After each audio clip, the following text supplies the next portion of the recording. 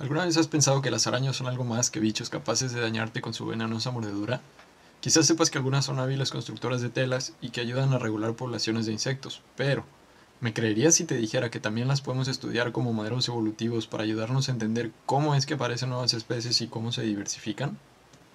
Ya que algunas arañas tienen cortejos cuyo despliegue es imprescindible para el reconocimiento entre individuos de la misma especie y el posterior apareamiento, nos sirven para estudiar la relación existente entre el proceso de especiación y divergencia de linajes y el comportamiento de cortejo.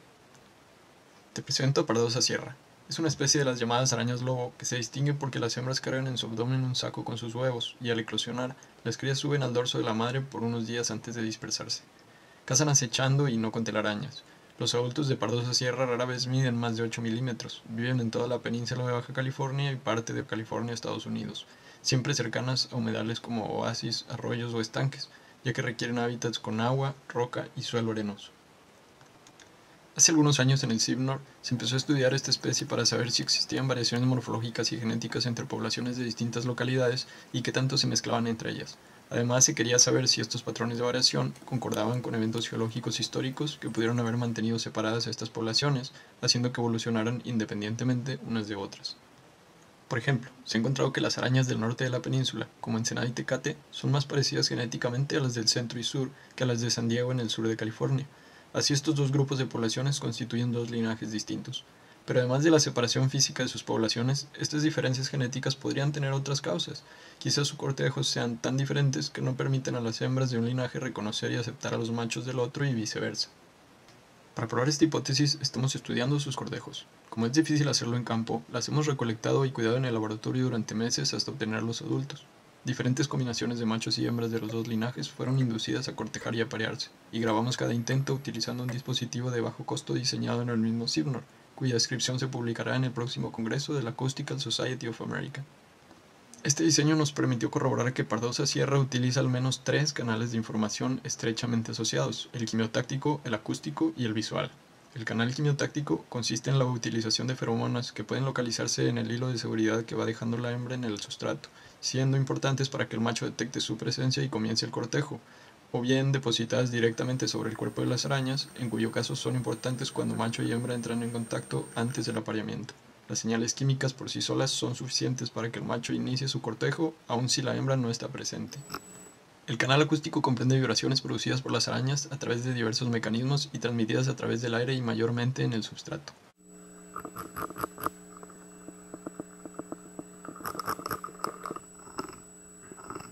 Por último, el canal visual, que consta de movimientos y posturas que las arañas ejecutan y que son percibidas a través de sus ojos.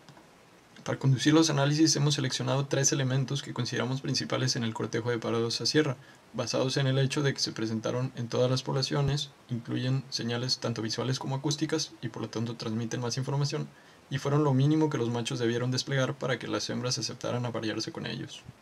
En el primero de ellos, el macho, con sus 8 patas en contacto con el suelo, levanta y baja su cuerpo enérgicamente. Cada vez que lo baja, su abdomen o sus pedipalpos golpean el sustrato, produciendo un sonido seco característico. En el segundo, el macho recoge sus 2 patas frontales, las eleva hacia su dorso y las agita con gran velocidad, produciendo un sonido distintivo, similar al que se hace con un raspador. Aún no sabemos si tiene alguna estructura especial para producirlo y cuál es su naturaleza. En el tercero, el macho recoge sus 2 patas frontales hacia el prosoma al mismo tiempo que sacude violentamente su cuerpo a lo largo de un eje paralelo al sustrato, haciendo vibrar su abdomen al final del movimiento. Se escucha como el sonido emitido por una corriente de viento. Usualmente el macho ejecuta el primer movimiento seguido del segundo, repitiéndolos continuamente a lo largo de su despliegue e incluyendo al tercero en intervalos esporádicos. Ahora que conocemos un poco sobre su cortejo, podemos hacer comparaciones entre individuos de poblaciones, linajes e incluso especies diferentes. Aunque no hemos terminado, ya tenemos algunos resultados. Entre linajes, el comportamiento parece presentar solo ligeras variaciones, por ejemplo en la intensidad con que golpean el sustrato o en la presencia o ausencia de movimientos con los pedipalpos, posición vertical de las patas frontales o caminata errática como de borrachito. Esto llama la atención porque contrasta con las importantes diferencias genéticas encontradas entre los dos linajes de Pardosa sierra. Más aún, en el laboratorio pudimos observar cómo un macho cortejó exitosamente a una hembra del otro linaje y se apareó con ella. Este resultado nos permite suponer que el grado de divergencia entre los dos linajes no es muy grande.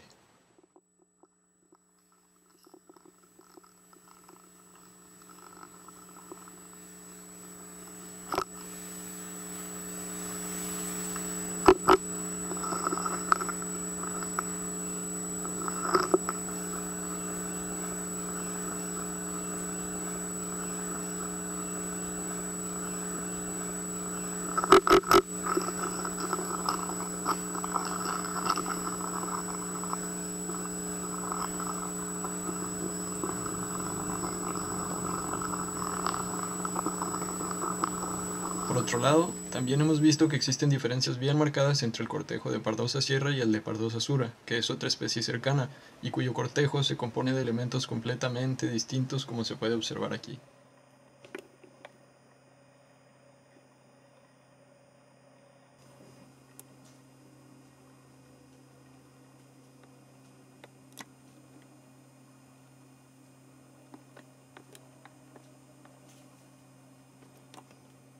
Actualmente estamos estudiando la distribución de alelos en las poblaciones, es decir, su genética poblacional. Integrando la información genética y de comportamiento, buscaremos responder preguntas como: ¿se puede distinguir entre especies por su comportamiento? ¿Las especies se diferenciaron a partir de subgrupos que antes conformaban una sola especie, pero que tenían rituales de cortejo distintos? ¿O más bien sus cortejos empezaron a diferenciarse solo hasta que algún otro factor geográfico o ecológico evitó el libre cruzamiento de todos los miembros de una población? Este tipo de estudios son importantes porque además generan información adicional que puede ser útil e interesante. Quizá en uno similar se descubrió que las arañas tienen una diversidad de órganos especializados en captar las más sutiles vibraciones. Un ejemplo son los órganos metatarsales o liriformes. ¿Quién sabe qué tipo de tecnologías hipersensibles se podría desarrollar copiando el funcionamiento de estos órganos arácnidos?